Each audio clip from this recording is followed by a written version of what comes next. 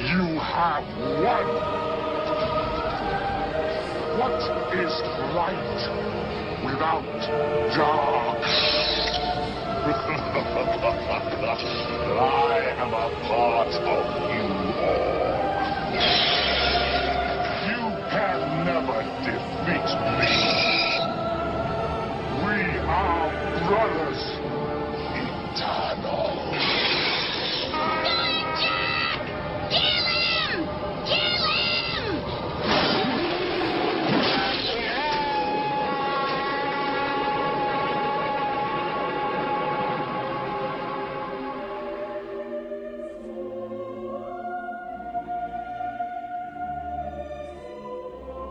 You need more understanding of human nature, because the only real danger that exists is man himself.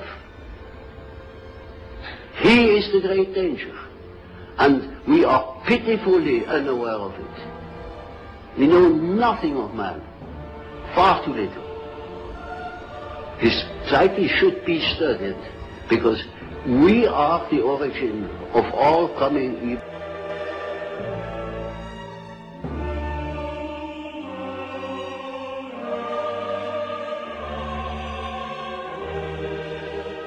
Finally, after 2 decades, Charles Manson remains an enigma.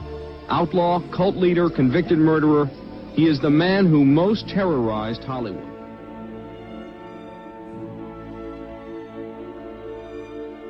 Money? I got all the money in the world. I'm the king, man. I run the underworld, guy. I decide who does what and where they do it at. What am I going to run around and act like I'm some teeny bop for somewhere for somebody else's money? I make the money, man. I roll the nickels. The game is mine. I deal the cards.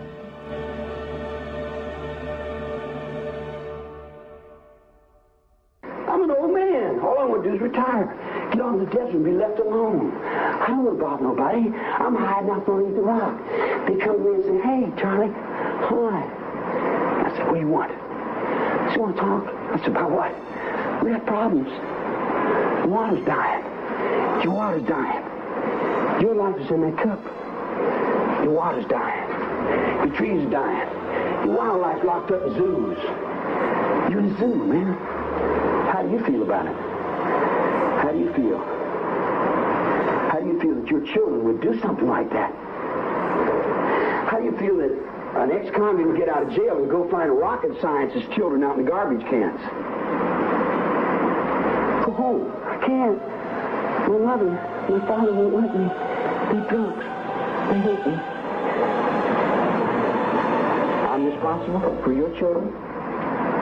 You won't be responsible for... How do you feel about those murders? How do you feel about them? That's what counts. It happened in your world, not mine. Not in my circle, because I wouldn't allow it. But listen, those people that died never violated your circle. I didn't have anything to do with those people that died. And so how many times I got to tell you they died in Vietnam, they died in Korea. I didn't have nothing to do with that. I never told nobody, you go over and kill those people out in Oskalala.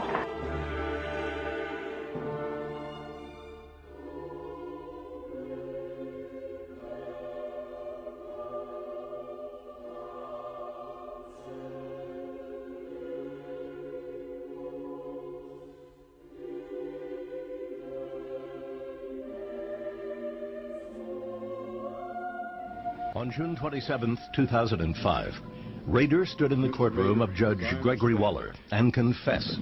What did you do then? Strangled her. He is the notorious BTK serial killer who terrorized Wichita, Kansas for 3 decades. You were engaged in some kind of fantasy during this period of time? Yes, sir. All right. Now, when you use the term fantasy, is this something you were doing for your personal pleasure? Sexual fantasy, sir. I see. Friends and neighbors were stunned. This was not the Dennis Rader they knew. He was happily married for over 30 years. 2 grown children. A church leader.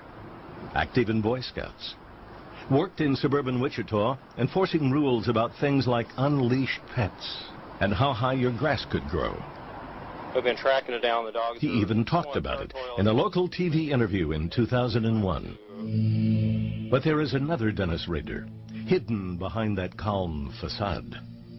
Inside he was BTK, and Dennis Rader was the mask of sanity he wore. He probably thought the rest of us were fools for not recognizing him for the monster he was. Rader has begun to reveal more. After his court testimony, he made a phone call from jail to reporter Larry Hatterberg of Wichita station KAKE. Hatterberg has covered the BTK story from the beginning. I said, but you were so cold inside the courtroom when you were recounting these murders, so very cold, and that stunned everybody. He said, well, I was just trying to get it out. Hatterberg taped the call. The sound quality is poor, but the implications clear. The only thing I can figure out is personalized.